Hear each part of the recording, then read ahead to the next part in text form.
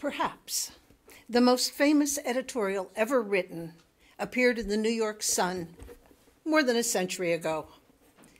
It was written by a shoestring ancestor of mine, Frank Parcelus Church. As an aside, notwithstanding this token of evidence to the contrary, the Church family lacks in imagination. In naming of children, for instance, those of you who have heard me allude to my father, grandfather, great-grandfather, and son will remember that all the males in our family bear the first name Frank. Some of us are called by our middle name. This is usually Forrester, Forrest, but sometimes it's Farcelus.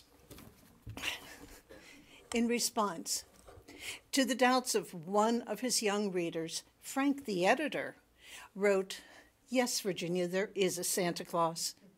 He exists as certainly as love and generosity and devotion exist.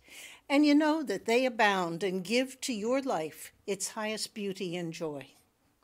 How dreary would be the world if there were no Santa Claus.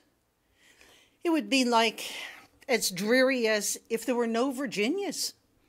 There would be no childlike faith then, no poetry, no romance to make tolerable this existence. The eternal light with which childhood fills the world would be extinguished." Since, in some respects, Santa Claus may be easier for Unitarians to believe in than Jesus, if I were to adapt my ancestors' editorial for today's homily, I might call it, "Yes, Virginia, there is a Jesus.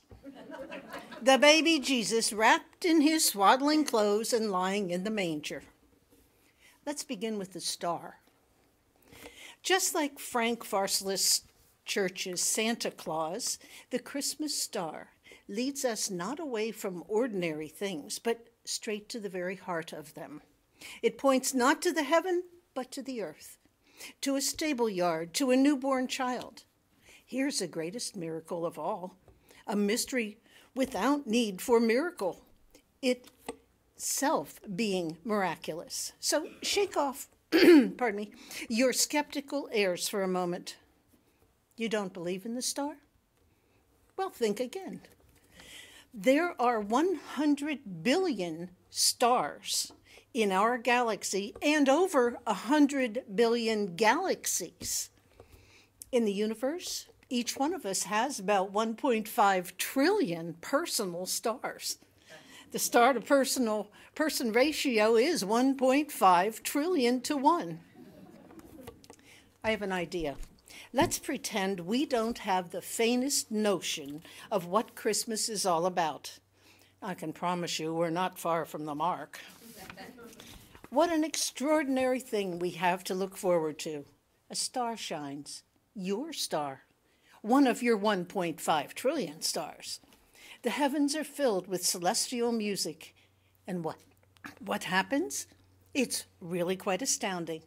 Not that a child is conceived by the Holy Ghost and born of a virgin, but that a child is born. Yes, he changed the world, but first comes the stunning fact that he was born in the first place. A child is born to suffer and wonder, to do the best he or she can.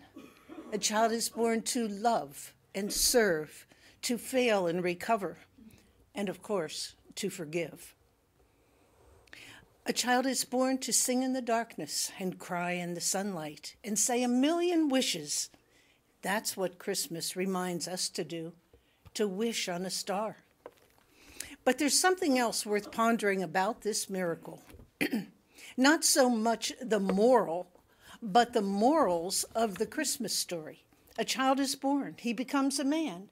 Without intending to, in a lifespan of some 30 years, he transforms 2,000 years of history. He is inadvertently responsible for everything done in his name, centuries of religious bigotry and persecution, and also quite personally responsible for billions of acts of mercy and love. The morals of the Christmas story have nothing to do with moralism, nothing to do with the self-righteousness and window shattering that follows the people in glass houses throwing stones. The morals of the Christmas story are summed up in the teachings of the Christ child. Love God. Love your neighbor as yourself. Love your enemies. Judge not, that you be judged. Forgive those who persecute you, and be filled. Give away your life and be found. Jesus was not a biblical literist, by the way. He quotes the scriptures rarely, once on the cross, when he asked God why God has forsaken him. And during his lifetime, he was despised for breaking religious laws, for not honoring the Sabbath, for neglecting the commandments that enforced purity. Beyond that, when his disciples ask him how they can guarantee their place in heaven, Jesus says, Matthew 25, when you die, there's a quiz. Nothing about the sins our modern-day moralists impose as a litmus test. Nothing about banning gay marriage, by the way. No mention of abortion, or a word about non-Trinitarians being damned to hell. No, the questions are these. Did you house the homeless, feed the hungry, clothe the naked, heal the sick, and visit those in prison? Why? Because like us and like him, they are children of the one great miracle, our blood brothers and sisters, our kith and kin. If you tap the gospel in search for it, the Christmas commandments turn out to be quite simple. Unwrap your hearts. Wish on your stars and look to a fare thee well. That's the Christmas message.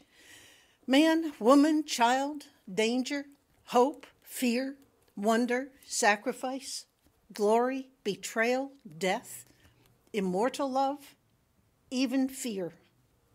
Not unlike today, where the dawning of a new year, ominous with political and economic shadows, looms dark on the horizon, the Christmas story is riddled with fear. The shepherds were sore afraid, and with the birth comes the slaughter of the innocents, and yet the miracle is about hope. Hope in the face of fear. Hope in the face of despair. The miracle is not that some people make $1 million or look spectacular or write famous editorials. The miracle is that these same people live and breathe and fall in love, fail and recover, grieve and celebrate, die and are remembered for their love. The miracle is not that some people have wonderful things to say. The miracle is that any of us can speak and say, I love you. So go ahead. Wish on one of your 1.5 trillion stars. I wish I may. I wish I might. You may. You might. You might even name a few of them. After all, they are shining for you. They shone over your birth, and they'll shine for you again tonight and every night you live. You are not a star. None of us is, but you were born under a star, and it will shine tonight. Let it bless you. Please let it bless you, and then remember to bless your loved ones and neighbors.